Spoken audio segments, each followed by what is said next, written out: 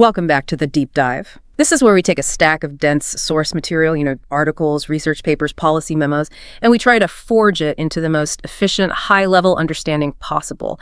And it's all custom-tailored for you, the learner. And today, we're embarking on a deep dive that really it serves two purposes at the same time. On one hand, we're mastering the geopolitical landscape of a global flashpoint. Right. But, and I think this is crucial, we're also using that flashpoint as a kind of live training ground for advanced English acquisition. Right. We're really targeting C2 level vocabulary and those complex sentence structures that, define domain-specific communication. Our mission today is basically a shortcut. We're not just going to sit here and define new words. We are dissecting the language of power, of pressure, of policy, all the language used in global crises. Specifically, we're analyzing the strategic approach taken by the United States toward Nicolas Maduro, the current president of Venezuela. And I want to be really clear here. We are looking at how this situation is discussed in high-level English. We're maintaining absolute, unwavering neutrality. That's right. Our commitment is to the impartial analysis of the text itself, not the politics. This is truly metacognition for international relations. I mean, we'll be explicitly analyzing the architecture of arguments, how multi-clause sentences get built, how advanced transition words or cohesive devices guide the reader. And the specific terminology. And the specific terminology, exactly. How it's specialized across international law, macroeconomics, and diplomacy. The thinking is, if you can master the language of this crisis, you can really master the language of almost any complex global issue. So let's just jump right in. Understanding the language, it has to start with establishing the subject and the foundational vocabulary of political succession. So we begin with the principal subject, Nicolas Maduro, the current president of Venezuela. And to really get the gravity of the language surrounding this nation, you have to first acknowledge its strategic importance. I mean, Venezuela holds the world's largest proven oil reserves. That one fact alone, those massive reserves, it automatically places Venezuela right at the nexus of global energy security, of supply chain discussions. It doesn't matter what its governance structure is. Right. It's an unavoidable geopolitical lightning rod. It absolutely is. And when discussing how he came to power, you'll notice our sources use this deliberately formal and precise language. They'll state that he assumed the presidency in 2013, succeeding Hugo Chavez. And that language of succession is just crucial here. Okay, so why assumed the presidency? Why not just say took office or became president? I mean, it seems like a pretty minor distinction, but in formal policy writing, register is everything, isn't it? It is. It's the difference between, casual language and the formal register of international law and diplomacy. Yeah. Assume the presidency is the terminological choice that recognizes the constitutional, the ceremonial, and the legal transfer of power. Ah, okay. It is following the established protocols of the state, even if, and this is a big if, the legitimacy of those protocols, or maybe subsequent elections, is heavily contested by others. It formalizes the event for the historical record. It imbues the transition with the necessary gravitas. That makes perfect sense. So it's a way of saying, according to the formal records of the state apparatus, this is what transpired. And beyond that, the source material also notes his prior role as foreign minister under Chavez. And that's not just a biographical detail, right? It signifies continuity. Precisely. His background indicates a deep connection to the existing political ideology. He wasn't some political outsider challenging the establishment. He was part of that established political machine. For the diplomatic community, this signals a perpetuation of the preceding regime's policies, its structural direction. Which is critical for assessing long-term stability. Or lack thereof. Exactly. It's crucial for any long-term strategic assessment. Okay, so now we arrive at what I think is one of the most important concepts for this entire deep dive, deconstructing the term targeting. This word is absolutely central to policy discussions, but its meaning here is almost completely divorced from how we'd normally use it. Yeah, when we see targeting in this kind of high-level international discourse, we have to immediately switch on our critical discourse analysis brain. The term is chosen very carefully because it deliberately avoids the language of physical aim, like a military strike. Which would be covered by different terms. Completely different terms, like intervention or kinetic action. So if it isn't military, how is it defined? What is the lexical precision required for targeting a regime or a leader in this context? It's a calculated three-pronged strategy of isolation. Our sources define it as the comprehensive application of non-kinetic force. The whole intent is to alter the behavior or the legitimacy of the regime. And it involves a combination of things. a combination of diplomatic pressure, economic sanctions, and legal indictments. It's the sheer scope and the simultaneous application of these three distinct elements that elevates a policy disagreement to policy targeting. So that triad: diplomacy, economics, and law, that's the operational definition of modern geopolitical targeting. I mean, if you took away the legal indictments, it might just be policy isolation. Maybe. And if you took away the sanctions, it's just diplomatic condemnation. But putting them all together, that systemic approach is what the word target is really trying to convey. And that takes us directly to the core mechanisms of that economic prong, which are formally known as coercive measures. And this is the vocabulary of sanctions. We should probably give this some substantial time. So what defines coercive measures, and how are they distinct from other international actions? Well, coercion implies using overwhelming pressure to compel a change in action. But crucially, in this context, it's pressure that avoids physical force. Sanctions are designed to inflict immediate and systemic economic pain to achieve a profound political end. And that end could be policy change. Or, in some cases, regime change. The language around sanctions has to be incredibly precise because their application intersects with very specific areas of international trade law, finance, and even human rights exemptions. The precision is paramount, I'd imagine, because they are inherently controversial. So let's break down the two most crucial terms that define these financial restrictions in the Venezuelan context. Okay, so the first is asset freezing. And this is not a request. It's an order to lock bank accounts and other financial holdings. We're talking real estate, corporate equity, debt instruments, anything controlled by the targeted entities or individuals. And in our source material for this deep dive, what are the specific entities being targeted? The primary target is the state oil company, PDVSA. I mean, that's the mechanism through which Venezuela earns virtually all of its foreign currency. The U.S. Treasury Department's Office of Foreign Assets Control, or OFAC, that designation is the critical tool here. When PDVSA's assets are frozen, they are instantly cut off from the global financial system, which, primarily operates in U.S. dollars. So that goes way beyond just an inconvenience. It basically paralyzes their financial operations on an international scale. If PDVSA can't access its frozen accounts, it can't pay for crude oil shipments, it can't service its existing sovereign debt, and it can't get new payments for its sales. That's the cascading effect, exactly. The immediate consequence is a total cessation of the flow of liquidity. And that's a key economic term, meaning ready access to cash and accessible assets on the international stage. An entity like PDVSA, which is rich in reserves but starved of liquidity, becomes instantly insolvent when it comes to international transactions. This financial isolation is extremely rapid and often irreversible in the short term. Okay, so that's asset freezing. The second term is trade embargoes. How do these differ? So asset freezing targets the existing capital and the ability to transact. Trade embargoes are formal regulatory prohibitions on the exchange of goods and services. So while they can overlap with financial sanctions, they're really focused on the movement of physical items. Are these just broad prohibitions, like no trade at all, or are they more specific?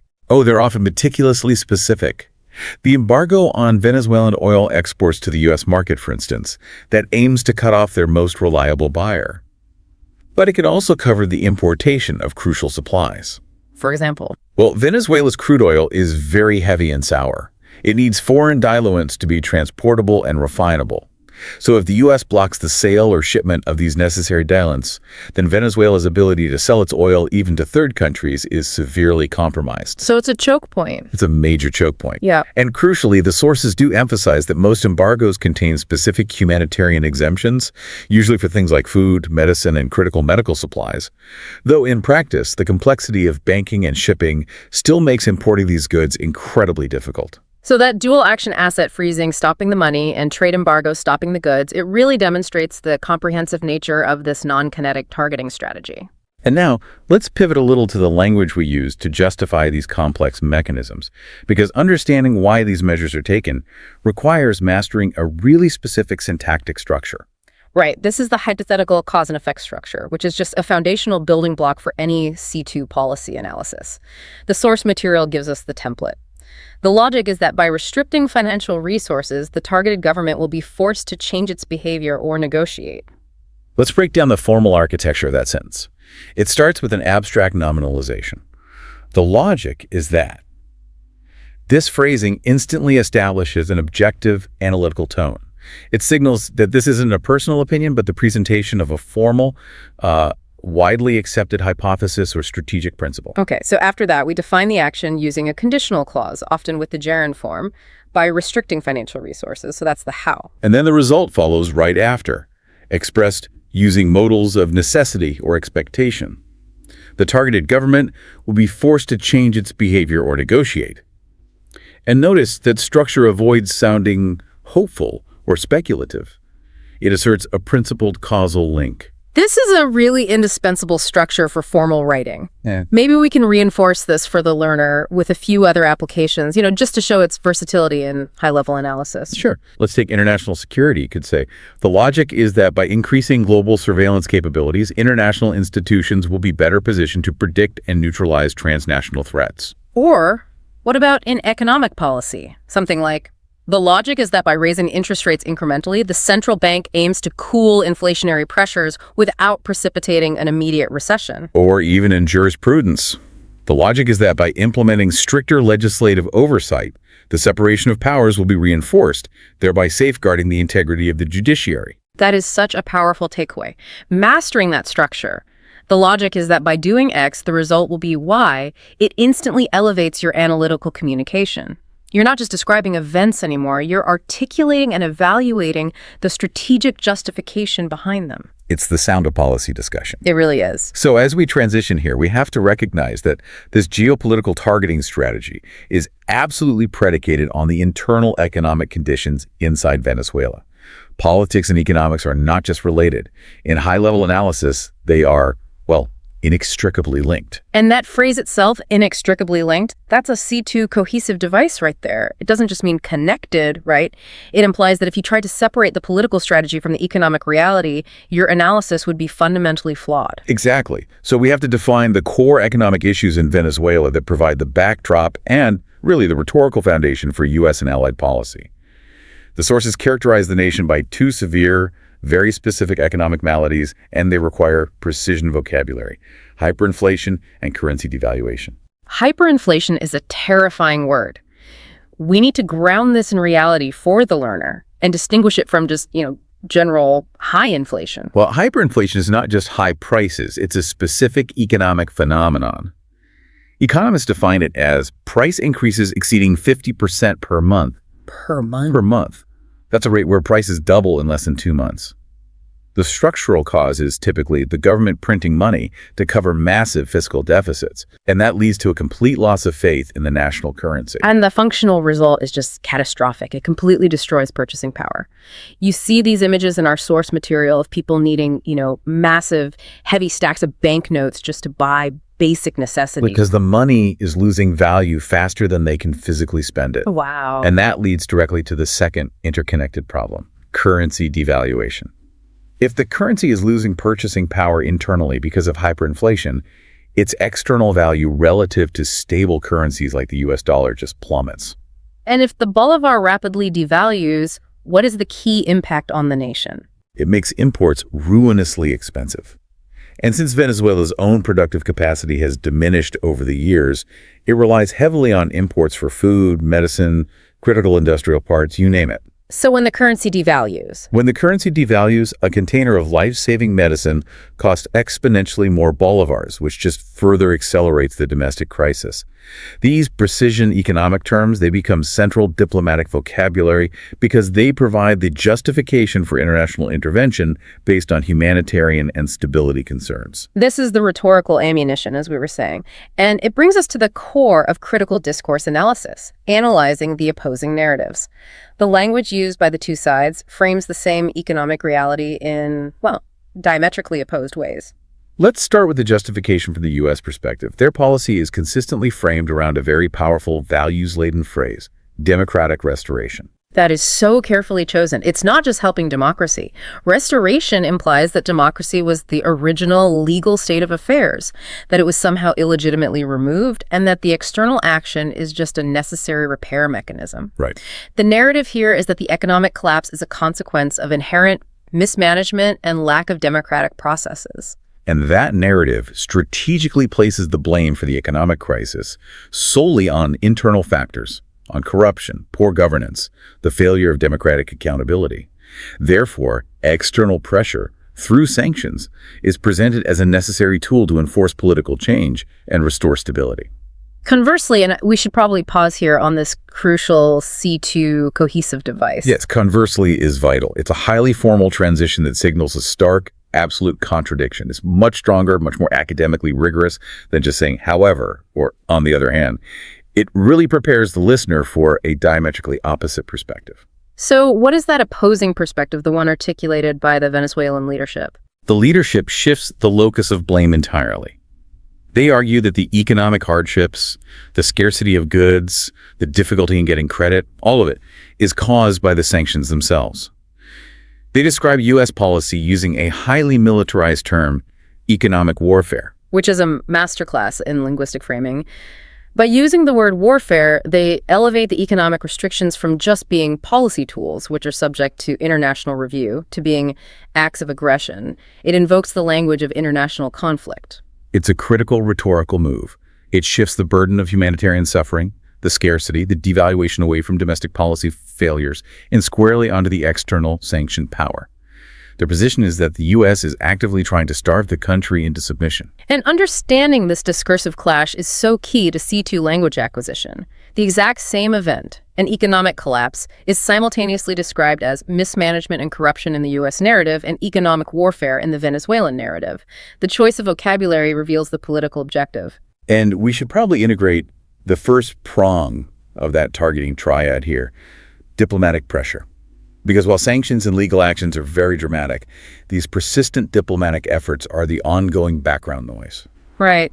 What does diplomatic pressure entail in this high-level language? It includes things like the withdrawal of ambassadors, which signals a profound breakdown in bilateral relations. It involved lobbying within multilateral organizations like the Organization of American States, the OAS, to secure condemnation votes or push for coordinated action. And more targeted things as well. Oh, yes. It also includes the official implementation of travel bans against specific high-ranking Venezuelan officials, which limits their mobility and their institutional reach on the global stage. This slow, methodical isolation creates an environment where more aggressive measures, like sanctions, gain wider international acceptance or at least more muted opposition. So the sources are really depicting a full spectrum of conflict. It ranges from that subtle diplomatic isolation all the way to overt economic measures, and all of it is justified through these competing specialized linguistic frameworks. And the transition from diplomatic and economic isolation to legal action is really where the geopolitical targeting becomes most profound. It's utilizing that third leg of the stool, the strategic application of law. The U.S. Department of Justice, the DOJ, took the highly unusual step of filing criminal charges against a sitting head of state. Which is incredibly rare on the international stage. And that means the terminology must be precise and its implications fully understood. So we have to introduce the term indictment. An indictment is the formal legal accusation. This isn't just an allegation you read in the press. It's a declaration, usually issued by a grand jury, that the legal system has reviewed evidence and determined there is probable cause to initiate a criminal trial. It's a procedural step that moves the whole matter from investigation to prosecution. And what were the specific, highly charged crimes mentioned in the source material? The core charges were severe: narcoterrorism and corruption. And the inclusion of narcoterrorism is both strategically and legally very significant. It links the alleged actions of the head of state not just to internal financial malfeasance like corruption, but explicitly to transnational organized crime and global security threats. That distinction is key. Does charging a foreign leader with narcoterrorism give the DOJ specific legal tools or jurisdictional claims that wouldn't have otherwise? Absolutely. The U.S. asserts a right to pursue individuals who materially support terrorist organizations or engage in drug trafficking that impacts U.S. security interests or markets, regardless of where they reside. So this charge provides a legal basis for seeking extradition and for cooperation with other nations' anti-narcotics bodies. It broadens the scope of isolation far beyond just economic policy. Okay, now, in discussing these specific charges, we absolutely have to pause and reinforce a vital principle of jurisprudence. It's non-negotiable in advanced legal English. That is the principle of the presumption of innocence. When you're analyzing source materials that discuss legal charges against powerful political figures, the commitment to this principle is paramount. We have to be meticulously careful to state that Maduro has been indicted or faces charges of narco-terrorism rather than just asserting that he is guilty. And if you, the learner, can master this commitment to conditional language using words like allegedly, accused of, or faces charges, it instantly elevates your credibility. It demonstrates a mastery of the legal register, and it contrasts so sharply with emotionally charged or opinionated reporting. It's the difference between reporting a fact and passing a judgment. The political timeline moves very fast, but the legal timeline, which is driven by evidence and procedure, is slow and meticulous. So let's look at the institutional structure that allows this dual pressure, the sanctions, and the legal charges to coexist. And this requires mastering the institutional vocabulary of the U.S. system, the separation of powers. The separation of powers describes the constitutional division of government into three distinct branches: the executive, the legislative, and the judicial. And this separation is crucial for understanding the policy targeting because it ensures the actions are coming from independent mandates. Okay, so if we review, the sanctions, the asset freezing, the trade embargoes, those are primarily the domain of the executive branch. They're often exercised through presidential executive orders or Treasury Department actions. That's a strategic foreign policy decision. Correct. That's policy, and it's driven by political objectives. Conversely, the legal charges and the indictment for narco-terrorism, those come from the Department of Justice, which is an entity designed to operate independently of immediate political will. In theory, the legal action is based purely on actionable evidence, not on shifting foreign policy priorities. And the genius of the news reporting, the linguistic shorthand that synthesizes these two distinct yet simultaneous actions, is the phrase parallel pressures. Parallel pressures is a superb example of efficient nominalization. It describes the simultaneous application of pressure from the executive and the legal institutions. They're running alongside each other, often toward a similar goal, the isolation of the leader, but they operate under completely separate legal and institutional mandates. And what's the political utility of maintaining that separation? I mean, why is it advantageous for the executive branch to maintain this facade that the DOJ's legal actions are totally independent of foreign policy goals? Credibility and reach. If the actions were seen as purely political, if the president just ordered the DOJ to indict Maduro, it would undermine the credibility of the charges internationally. Of course. But by maintaining that the legal action is purely the result of evidence gathered by independent prosecutors, the indictment carries far greater weight. It provides a broader legal foundation, and it could potentially justify actions by other jurisdictions. It maximizes the isolation effect by making it appear both criminal and geopolitical. It communicates this really complex institutional dynamic in just two concise words, and that efficiency is a hallmark of C2 fluency in political analysis.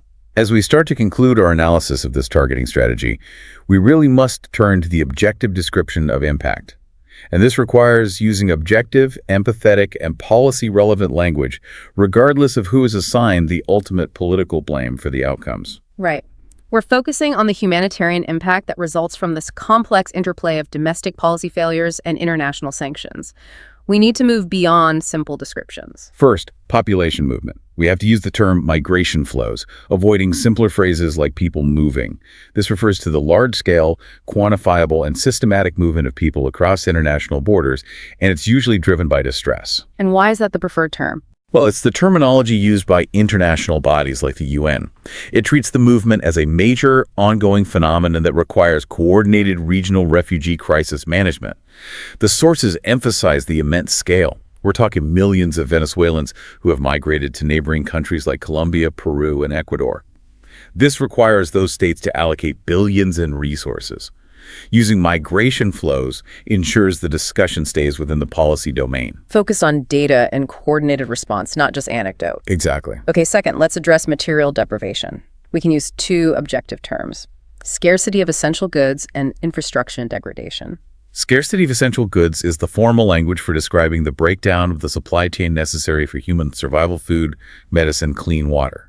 It's a direct result of the economic contraction and the difficulty in financing imports, due to sanctions and frozen assets. And infrastructure degradation. That is the precise technical term for the slow, debilitating collapse of public services. So think consistent long-term power outages, non-functioning water purification plants, decaying transportation networks. This is a secondary but equally devastating effect of that prolonged lack of investment and the inability to import necessary spare parts and equipment because of the liquidity crisis. These objective terms frame the crisis in a way that allows humanitarian relief organizations to coordinate while also underscoring the severity of those dual pressures we talked about. Now let's go back to grammar one last time, because our source material gives us a prime example of C2 sentence complexity. It's used to describe consequence and scale in geopolitical writing. Let's reanalyze that full structure.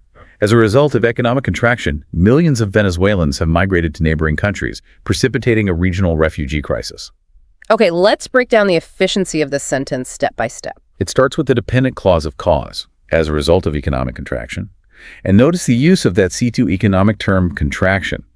The economy is shrinking. Right. Then you have the core action. Millions of Venezuelans have migrated to neighboring countries. But the real mastery comes in that final part, the participle phrase, signaled by precipitating. This is what links the immediate event to the major lasting consequence. So what does the participle form of to precipitate actually do for the sentence flow? Well, the present participle, precipitating, connects the main clause, migration, to its ultimate effect, the refugee crisis, without needing a second kind of clunky sentence. If we wrote this using simple English, it would be something like, the economy contracted, then millions of Venezuelans migrated. This caused a regional refugee crisis. Which sounds very choppy. Very choppy. By using precipitating, the writer or speaker efficiently connects the cause, the action, and the outcome, three distinct ideas, into a single, fluid, sophisticated analytical thought. It is the core linguistic technique for achieving density and cohesion in academic and policy writing. It's powerful stuff. And finally, this entire situation is a battleground not just for policy, but for international principles. Our sources confirm the global reaction is not uniform, and this disparity is rooted in a profound clash of diplomatic philosophy. This philosophical tension is crucial. So on one side, you have those supporting the U.S. stance, and they emphasize institutional accountability. Institutional accountability is the principle that sovereign governing structures, even a head of state, must be held responsible for upholding international norms, for protecting human rights, and for managing the state transparently and legally.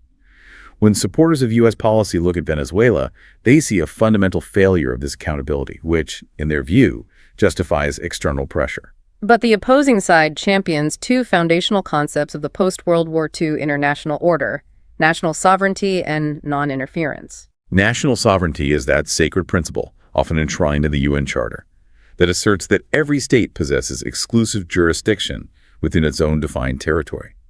For nations that prioritize this, any external actions, sanctions, indictments, diplomatic isolation is viewed as a profound violation of that sovereignty. They'd argue that internal instability, however severe, is strictly a domestic matter. And non-interference is the corresponding diplomatic principle, right? It is. Non-interference stipulates that countries should not involve themselves in the internal affairs of others, regardless of whether those internal affairs appear positive or negative to outside observers. And this is sacrosanct for many nations that have historical experience being the target of interventions or political manipulation. They argue that the internal politics, the economics, the leadership, these are fundamentally matters for the Venezuelan people to resolve internally without external coercive measures.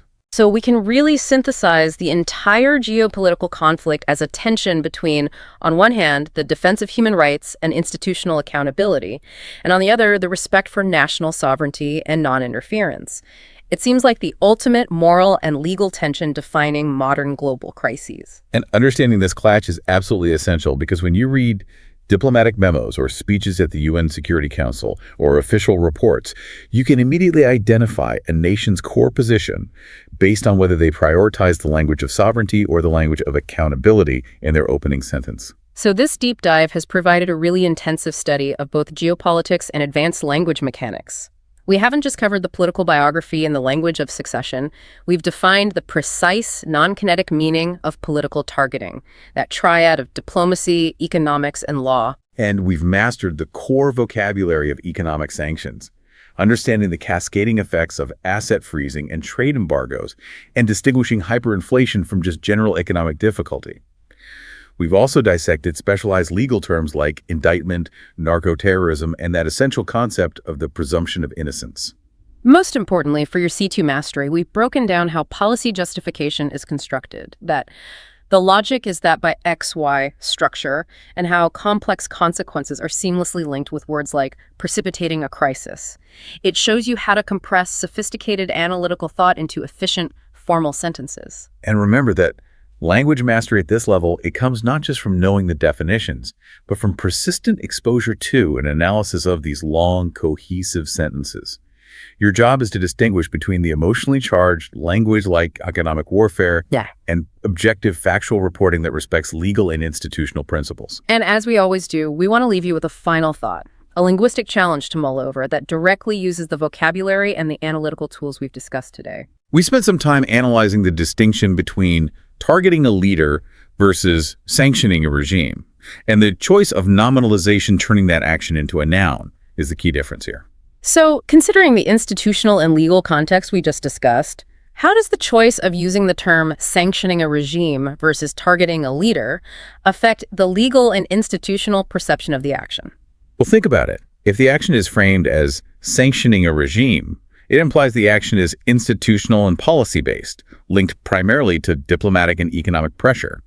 But if it is framed as targeting a leader, it feels more personal, linked directly to a criminal indictment, which implies the action is fundamentally prosecutorial.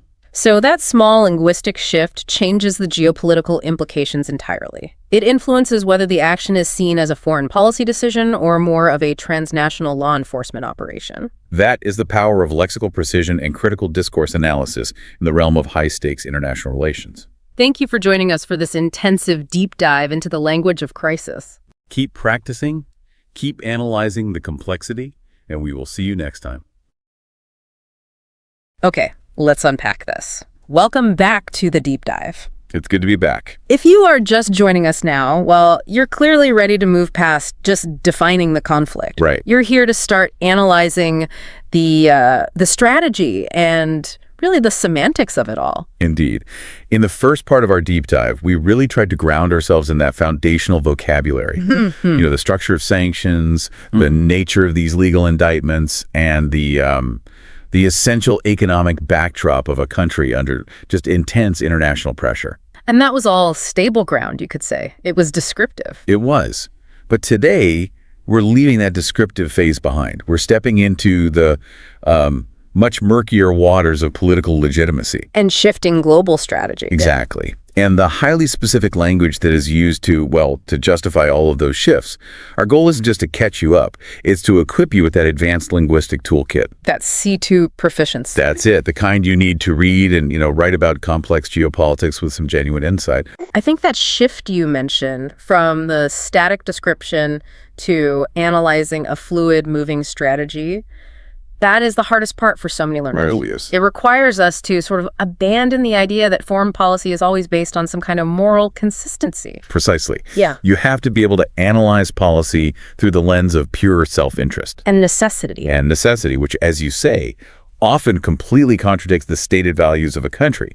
Our mission today is to understand that necessary compromise. Okay, so how are we going to do that? Well, to do that, we're tackling three complex, interconnected pillars that really explain how the rules of the game change in real time. Okay, so what are these pillars? First, we have to look at the inescapable dichotomy between de jure and de facto power. What's legal versus what's real on the ground. Exactly. Second, the concept of realpolitik, a really important term. And the strategic recalibration that was forced by, energy security concerns. And finally, the really complex grammar and language of conditionality. We're talking electoral concessions, and why sanctions are, at their heart, fundamentally transactional. And I imagine you'll be tying this all together with a look at the rhetoric. You're one step ahead. We'll be looking at rhetorical analysis, how these maneuvers are framed and sold to both domestic and international audiences. Right. And we'll focus on the powerful and frankly ironic narrative of sovereignty that gets built around it. Okay, so let's start with what might be the greatest challenge here in advanced political analysis. Discussing a country that for years had two individuals, two people, simultaneously claiming the presidency. And each one recognized by different major global powers. It just creates an incredible linguistic and legal knot. It's hard to even talk about. It is. And that political knot, as you call it, It immediately necessitates the introduction of some essential vocabulary. You simply can't discuss contested legitimacy without it. We can't just say Maduro is in charge or Guaido is the president. No, that's far too simple. We have to delineate. We have to draw a line between the legal reality and the actual reality. And that's where those crucial Latin loanwords come in. Yes, de jure and de facto. I suspect a lot of people have seen these terms, maybe in passing in a legal show or a document, but actually deploying them analytically is a completely different matter. It is. Let's really try to solidify the difference, not just as definitions, but as functional analytical tools. So where do we start? Let's start with de jure. It means by law or officially. Okay. When we use this term, we're referencing the formal, the constitutional, or the legal standing of a situation. Yeah. It speaks to formal legitimacy. The written rule. The written rule, exactly, irrespective of whether it can actually be enforced. So let's apply that to the Venezuelan case study. The U.S. and numerous Western allies, I think most of the Lima Group nations as well. Yes, that's right. They all recognize the opposition leader, Juan Guaido, as the de jure interim president. Why? What was the legal argument that justified such a sweeping diplomatic action? The de jure argument was... it was rooted in a single premise. Which was? The premise that the 2018 re-election of Nicolas Maduro was profoundly fraudulent. Right. That it lacked all the necessary electoral guarantees and therefore was rendered illegitimate under Venezuela's own constitutional law. So because the presidential office was, in their eyes, legally vacant. Precisely. Deemed vacant due to this illegitimacy.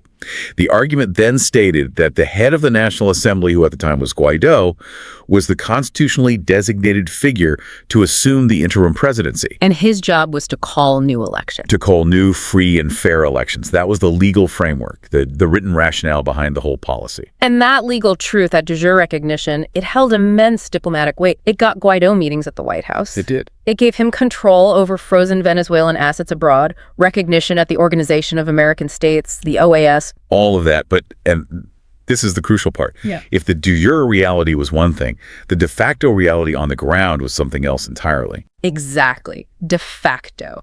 So this means in fact or in reality. Yes. This term refers to the actual state of affairs on the ground. And in Venezuela, Nicolas Maduro remained the undisputed de facto leader. Why? Because he commanded the only institution that truly matters in a context like this. The armed forces. He controlled the military, the intelligence services, the national territory, the entire government bureaucracy, and crucially, the state-owned oil company PDVSA, at least within the borders of the country. It's like, it's the critical difference between holding the deed to a house and holding the physical keys and having changed the locks. That is a perfect analogy. You might legally own it on paper, but the person living there, the one controlling access, is the one with the de facto power. It's a perfect way to put it. And this creates a scenario that is actually quite common in contested political transitions. Where the legal right exists for one side. But the physical capability to execute that right simply does not. Guaido could issue decrees, but he couldn't enforce them. He had no police force. He could be recognized by foreign governments, but he couldn't control a single police precinct in Caracas. Not one. And this lack of de facto control meant that the opposition's governance, despite having all this international recognition and the legal title, was almost entirely symbolic. And that brings us to a very precise, very C2 level verb that you see repeatedly in high-level analysis describing this situation. Yes, the verb rendered. Explain that. Why is rendered so much more powerful than just saying made? The concept is just crucial for good analytical writing. A source might state that the lack of de facto control rendered the de jure recognition purely symbolic. Okay. It's not just saying that the control made the recognition symbolic. It implies a decisive act of causation. One factor actively reduces or transforms the status of another. So to render something in this context is to cause it to become that state. Yes. It's a sophisticated way of saying the practical reality on the ground stripped the legal status of all its power. The legal title still existed. It did, on paper. But its operational effectiveness was, zeroed out by the complete failure to secure actual physical control. And this distinction is just fundamental. When you're reading about these complex crises, you have to be able to immediately place the protagonists. Is their power based on law, de jure, or is it based on force and control, de facto? And it raises a bigger question. Why does the international community even bother with de jure recognition when de facto control is so clearly dominant? That's a very challenging question. Yeah. And that's where the real analysis begins. If we know that, military control basically trumps constitutional procedure almost every time, why did the U.S. and its allies persist in recognizing Guaido for so long? Was it purely ideological? Or was there some other pragmatic motive attached to holding on to that de jure claim? I think the persistence of de jure recognition wasn't just about idealism, not at all. It was about maintaining a legal basis for the entire sanctions regime and for the freezing of assets abroad. By recognizing Guaido, the U.S. could legally assert that it was dealing with the legitimate government of Venezuela. Which means its punitive actions against the Maduro regime, seizing assets, oil sanctions, were technically in support of the de jure government. So the de jure framework wasn't just a moral stance. It was the essential legal mechanism that rendered the U.S. sanctions legitimate in the eyes of its own courts. And its diplomatic allies. Without that legal hook, the sanctions might be perceived and challenged as just unilateral economic warfare against a sovereign state. It gives the policy a veneer of legality. Exactly. A justification that purely de facto recognition or, no recognition at all would completely strip away. It's policy formulation operating on two distinct, often conflicting planes. The legal and the practical. Yes. But the massive distinction here, the takeaway, is that the U.S. policy, which was predicated on securing a full transition of power, It ultimately failed. it failed to move Guaido from de jure status to de facto command. And that diplomatic failure, the failure to secure a democratic transition, that brings us neatly to our next pillar. It does. Because if a long-standing, very high-cost strategy, one that's predicated on ideology and legal recognition, fails, how do the powerful actors involved pivot away from it without admitting a colossal mistake? That is the essential political problem of international relations, isn't it? It really is. When policies fail to achieve their desired outcome, governments have to engage in a vocabulary shift to manage the perception of that failure. You will not hear the U.S. government announce, "We were wrong for 5 years." No, of course not. Instead, we observe a very carefully curated shift in the lexicon. We start seeing terms like recalibration, pivot, and pragmatism. These terms are, for all intents and purposes, diplomatic euphemisms. For a strategic retreat. A strategic retreat, or at least a major change in direction. Recalibration implies you're just fine-tuning an existing sound machine. A pivot suggests you're just cleverly adapting to external pressures. And pragmatism, that is the most powerful word of all. It's the one used to justify moving away from an idealist position. It elevates necessity over principle. Let's be real, though. Isn't pragmatism in this specific context just a sophisticated term for policy failure? That's the critical lens you have to apply as an advanced learner. It sounds like we're just justifying abandoning core principles like democracy promotion simply because the price of oil got too high. You are right to be skeptical. Pragmatism is very often the intellectual high ground that's chosen when ideological policies become, politically or economically unsustainable. And in this scenario, that unsustainability was driven by a massive external shock. The global energy crisis following Russia's invasion of Ukraine. That connection is so key. The situation inside Venezuela regarding human rights or, democratic deficiencies, that was relatively static. It hadn't really changed. No, it hadn't. But the global energy market was thrown into absolute chaos. And that chaos created an immediate material strategic factor that just outweighed the ideological goal of isolating the Maduro regime. Absolutely. With sanctions on Russian oil disrupting global supply, the U.S. and its allies suddenly face soaring inflation at home. Spiking consumer costs. And the need to stabilize energy markets, and to do it quickly. The consequence of all this. Venezuela's vast, previously frozen oil reserves suddenly became strategically attractive again. They went from being a liability to a potential asset overnight. And this shift in motivation from prioritizing political ideals to prioritizing raw economic necessity is the very definition of realpolitik. We have to pause and explore this German loanword.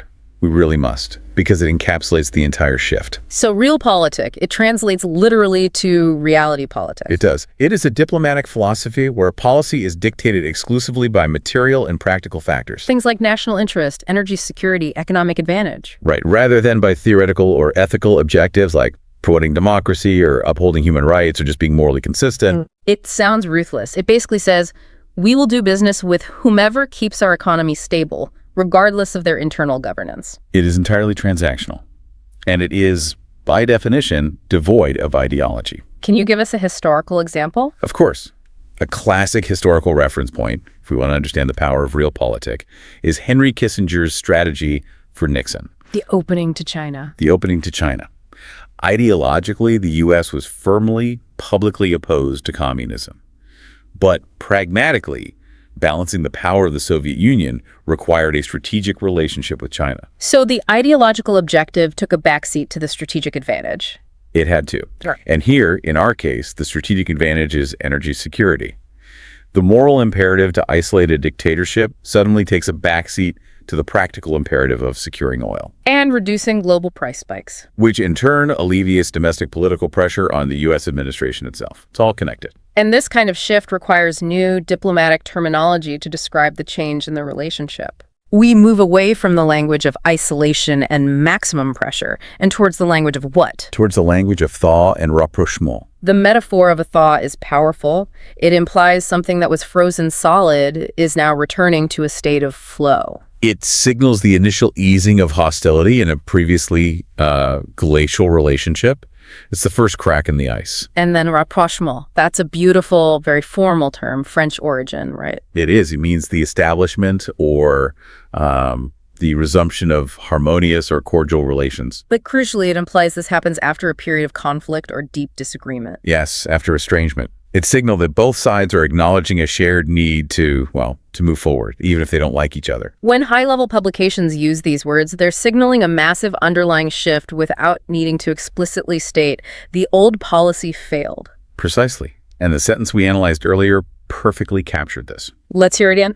Driven by energy security concerns, the Biden administration has tentatively eased sanctions, signaling a rapprochement with Caracas. There are so many layers in that sentence. You see the motivation, energy security, you see the philosophy, Realpolitik, and you see the action, the thaw or the rapprochement. And the specific sanctions that were eased were very targeted. Very. They allowed companies like Chevron to resume some limited oil extraction operations in Venezuela. And to bring that oil back to the U.S. market. Which does two things at once. It provides the U.S. with a needed supply, and it gives the Maduro regime an economic lifeline. The choice of the adverb tentatively is also critical there, isn't it? Absolutely critical. It's not an unconditional surrender of the previous policy position. It suggests caution, reversibility. And the fact that this rapprochement is fragile, which leads us directly into our third pillar, the architecture of conditional diplomacy. Right. So just because the U.S. is softening its stance, pivoting away from isolating the de facto power, doesn't mean it's abandoning all its leverage. No, not at all. It simply means the remaining sanctions are being converted from a blunt instrument into highly effective bargaining chips. So the initial strategy was regime change through suffocation. Yes, maximum pressure. The new strategy, driven by Realpolitik, is negotiated concessions. The sanctions are now transactional tools. Designed to force a specific outcome. Which is ostensibly a free and fair electoral process. That adverb, ostensibly, is arguably one of the most important words for a C2 level reader of political discourse. Why do you say that? Because it creates a space for necessary skepticism. It's a wink to the reader. So if I read that the sanctions were lifted ostensibly to promote democracy, the word choice itself is implicitly telling me that I should suspect the stated reason might not be the real reason. Exactly. It means apparently or purportedly, but with that critical, unspoken implication that the writer believes the hidden, deeper, or more self-serving reason, like the need for oil, is the true driver. It allows analysts to maintain a detached, objective tone while simultaneously flagging the fundamental cynicism inherent in the policy shift. The ambiguity is the message. This whole transactional framework, it must demand a very specific, formal language to articulate the dependence of the actions. Oh, absolutely. You can't use simple conditional grammar like, if you hold elections, we will lift sanctions. It has to be much denser. Much more robust. This is where we need to master the structures of dependence, like contingent upon and predicated on. The linguistic backbone of high-stakes agreements. That's a good way to put it. So let's break that down. If sanctions relief is contingent upon democratic progress, what does that mean exactly? It means the relief depends entirely on that condition being met. The progress is a necessary, non-negotiable prerequisite. Without it, the policy lever remains locked. Okay, And what about predicated on? How is that different? If the easing of restrictions is predicated on the release of political prisoners, for example. That implies an even stronger foundation of dependence. Predicated on suggests that the entire justification, the foundation, the very logic of the action rests on that condition. So the policy is literally built upon the promise of that action. Yes. If the promise collapses, the entire policy structure collapses with it. It's a much stronger link. And this high-stakes conditionality was actually formalized in October 2023, right? It was. With the Barbados Agreement, it was signed between representatives of the Maduro government and the unitary platform opposition. And this was the concrete manifestation of that Realpolitik pivot we were just talking about. It was the transaction, formalized on paper. In exchange for the U.S. temporarily easing specific oil and gas sanctions, the Maduro government agreed to a roadmap for competitive elections. And that roadmap wasn't just vague promises. No. It included specific technical conditions, things like updating the electoral registry, inviting international observers, and allowing previously disqualified candidates to appeal their status in court. But as we discussed, the whole thing was fragile. The tentative nature of the rapprochement meant the entire situation remained highly precarious. Precarious is the perfect word here. It means uncertain, highly dependent on chance, or, likely to collapse under pressure. The deal was never built on mutual trust. Not at all. It was built on mutual, temporary economic necessity. Everyone knew the agreement was fragile. And that was particularly because the ultimate power, the de facto control, still rested entirely with the Maduro government. Exactly. And, the inevitable collapse of that stability occurred. It happened when the Venezuelan Supreme Tribunal of Justice upheld a ban on the leading opposition candidate, Maria Corina Machado. Yes, effectively destroying the competitive nature of the election roadmap that they had just agreed to. This was a clear violation, a deviation from the spirit of the Barbados Agreement. A major deviation. Yeah. And the U.S. response was equally precise and tied to a specific policy instrument. The threat of the snapback mechanism. Yes. That phrase snapback, it's quite unique to sanctions and international trade policy. What does it signify in the mind of the reader? Well, to me, it signifies immediacy, automaticity. Exactly. A snapback is the immediate, automatic reimposition of penalties that were previously lifted. It suggests a swift, non-negotiated action. It's not, we will consider reimposing sanctions. No, it's the rules were broken, so the deterrent activates instantly, like a mousetrap. It's designed to maximize the deterrence effect. But there's a strategic challenge for the U.S. here, isn't there? A profound one. If they do snap back the sanctions, they risk triggering a new rise in oil prices, which undercuts the very Realpolitik goal that drove the initial easing in the first place. It's a profound dilemma. The mechanism is a perfect deterrent only if the U.S. is willing to accept the economic consequences of actually using it. The threat is powerful, but the execution is costly. And that tension is where the analysis of conditionality becomes really fascinating. It is. Let's take a moment to break down the kind of complex synthesis sentence that combines all of this transactional language. Okay. The sources often construct sentences that sound something like this. The United States warned that the suspension of sanctions was reversible, asserting that any deviation from the Barbados Agreement would trigger a mechanism to snap back oil restrictions. Let's analyze the cohesive devices there. We move past a simple verb like said or claimed. To asserting that conveys the decisiveness and the formality of the warning. The U.S. is making a firm, non-negotiable claim. And then there's that formal noun phrase, deviation from. Which is far more precise than just saying breaking the rules. Right. A deviation implies straying from a predefined path or standard. It reinforces the whole conditional roadmap nature of the Barbados Agreement. The entire sentence is structured to deliver a very C2 level message. The strategic pivot, the rapprochement driven by Realpolitik, is temporary. And it is entirely dependent contingent upon strict adherence to that democratic roadmap. Failure means immediate automatic consequences, the snapback. The message is entirely built on legal and conditional language. Okay, so we've covered the legal distinction, the strategic rationale, and the grammatical structure of the agreements. Now we need to pivot to the last and arguably most important pillar for the advanced learner. How are these complex, often cynical diplomatic maneuvers framed for public consumption? Exactly. How are they sold? This is where critical thinking becomes absolutely essential. High-level analysis requires you to not just understand the event, the U.S. lifted Sanction X, but to understand the narrative wrapper placed around that event. By all the different actors involved. Yes. And for a leader like Maduro, controlling the domestic narrative is paramount. It's about survival. His lexicon is, well, it's entirely predictable, but also very effective. It is. Its phrases centered on imperialism and interventionism. The focus shifts entirely away from domestic issues. Like corruption, human rights abuses, economic collapse. And toward external aggression as the sole cause of the nation's suffering. And the core rhetorical device he uses to achieve this deflection is conflation.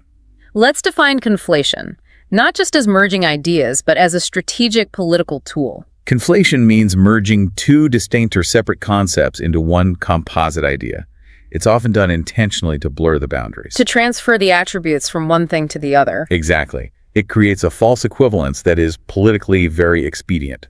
And Maduro applies this by conflating his own political survival with the survival of the state. The Venezuelan nation itself. If he is attacked, the nation is attacked. There's no difference.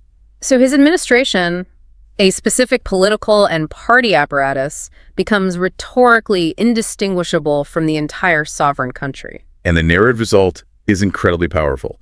Sanctions, which the U.S. ostensibly frames as targeted penalties for corruption, are reframed by Maduro as blockades against the people. Economic genocide. Right. Direct attacks on Venezuelan sovereignty. This is where we see that intense contrast in media framing. In Western media, you read about targeted sanctions designed to pressure specific officials. But in state-controlled Venezuelan media, you read about collective punishment inflicted by a malevolent foreign power. And the advanced learner has to train themselves to distinguish the verifiable event from the narrative wrapper. The sanction is a measurable policy action. The story told about the sanction is a political weapon. You have to decode the intention behind the language. To maintain a narrative like that, leaders often have to rely on euphemisms. Constantly. A euphemism is a linguistic device where a milder or more indirect word is substituted for one considered too harsh or blunt. On the U.S. side, a policy failure becomes a recalibration. And on the Venezuelan side, severe human rights abuses might be described as internal security measures or vigilance against destabilization. Euphemisms just soften the harsh reality. They make it politically palatable for the home audience or for international allies.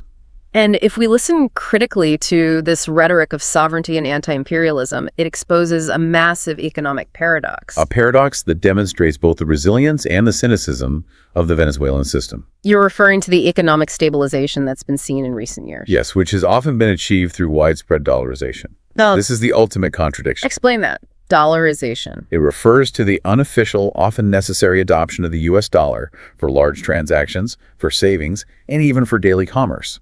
And that's because the local currency, the bolivar, was made completely worthless by years of hyperinflation. The irony is just staggering.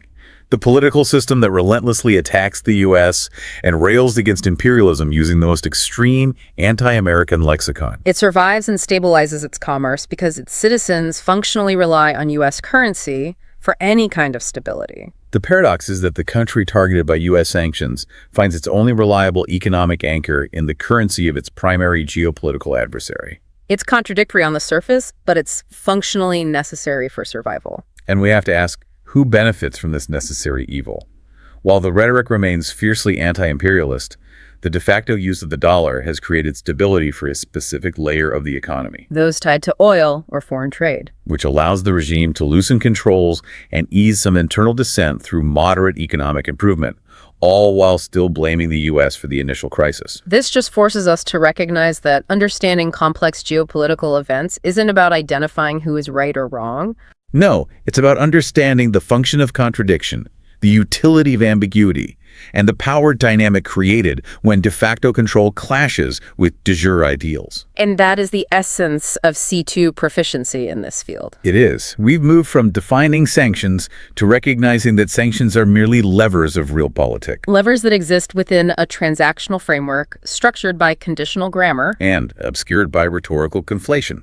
You are now, I hope, equipped to see these cynical gears grinding beneath the polite diplomatic language. As we wrap up this intense two-part deep dive, let's quickly review the analytical journey we took today. Let's do it. We started by moving beyond simple control to the specific differences between de jure and de facto power. We emphasized how the failure to secure actual control rendered the opposition's mandate purely symbolic. We then analyzed the strategic shift, that pivot from ideology to necessity.